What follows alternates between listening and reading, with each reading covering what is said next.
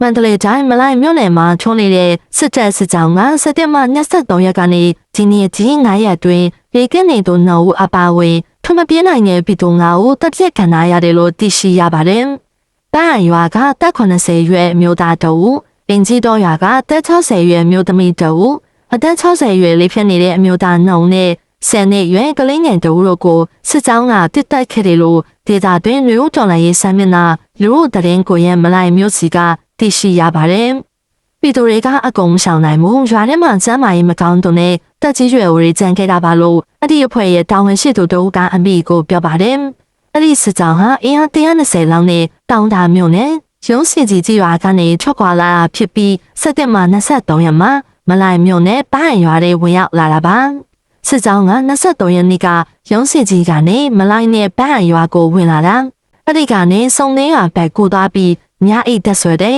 24ရက်မနက်7နာရီမှာနောက်တန်းပြောပွဲကိုသွားတာ25ရက်နေ့ညနေမှာအင်ချီတော်ရွာကိုရောက်ပြီးအခုတော့အင်ချီတော်ရွာတော်ကြောင်မှာရှိနေသေးပါလို့သူကပြောပါတယ်စက်တင်ဘာ26ရက်ညနေ9နာရီလောက်မှာအင်ချီတော်ရွာရှိနေတလုံးကိုစစ်တပ်ကမိရှို့ခဲ့ပြီးညနေ6နာရီခွဲလောက်မှာစက်တက်လေကြီး40နဲ့အင်ချီတော်ရွာရှေ့ဘက်ကိုဘုံသီးစနှလုံးကျဲချတိုက်ခိုက်ခဲ့ရာရရင်းတွေကြားရောက်ပောက်ကွဲခဲ့တယ်လို့သိရှိရပါတယ်